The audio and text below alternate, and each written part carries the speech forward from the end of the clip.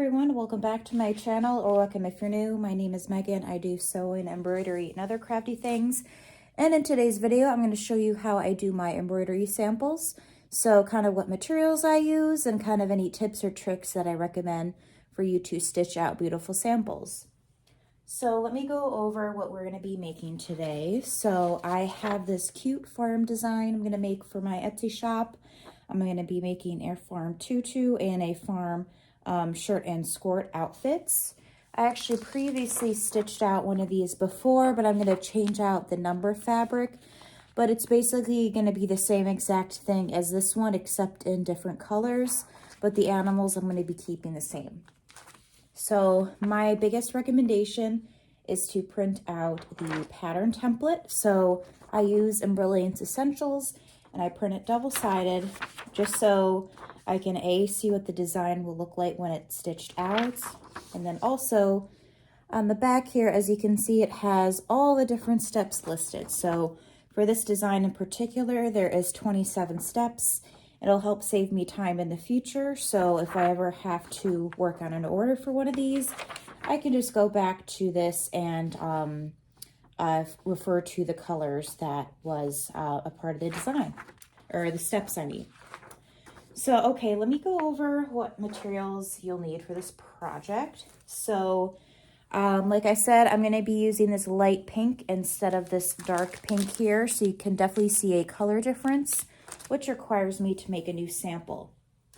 Additionally, any projects that require any sort of fabric being used in the embroidery, I get my Heat and Bond light from Amazon. I also believe you can get them from Walmart, Joann's. I don't think Michael's sells Heat and Bond, but you can basically get them anywhere.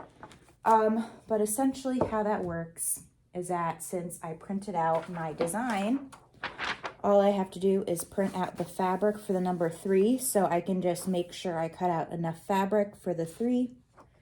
Then after that, I will place my fabric wrong side down onto here, so the pretty side will be facing me. And I'll cut out a piece that'll fit exactly the piece that I need for the number 3. And the Heat and Bond has a rough side and then a soft papery side.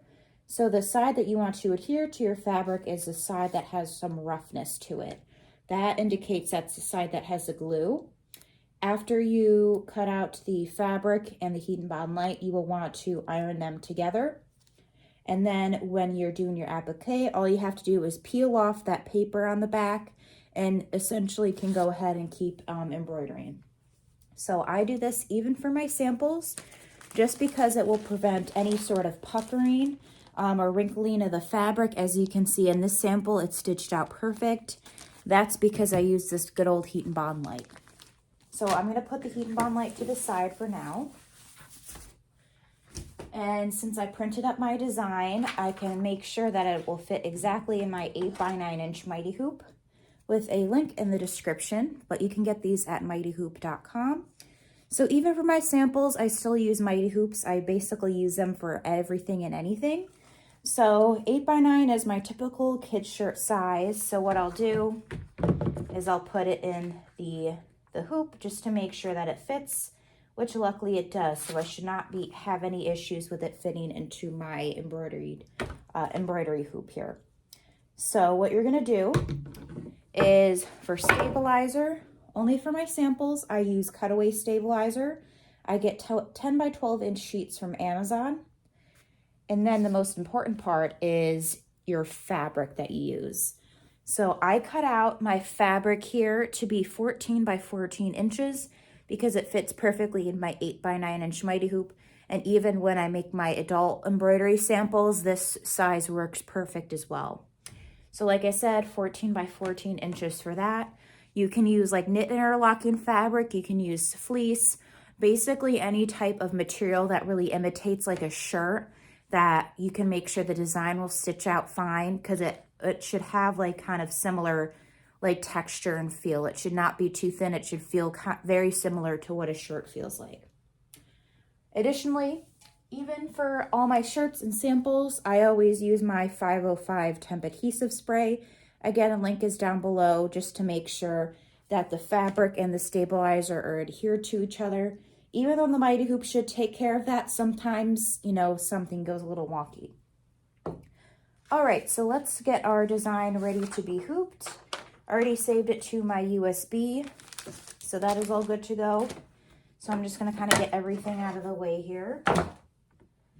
And what I'm gonna do is first take apart my Mighty Hoop. So there is a front and a back. So this is the back, this is the front. I'm just gonna place those on the floor for now so they're out of the way. Then what I'm gonna do is I'm gonna get my cutaway stabilizer and my temp adhesive spray.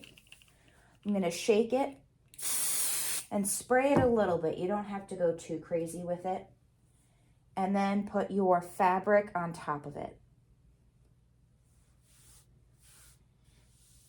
So if you cut it out 14 by 14 inches, you should have plenty of room for your stabilizer.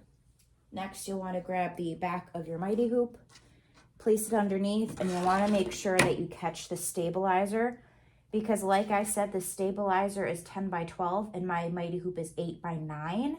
So you're just going to want to double check and make sure that you catch the top and the bottom, and the sides should be completely fine.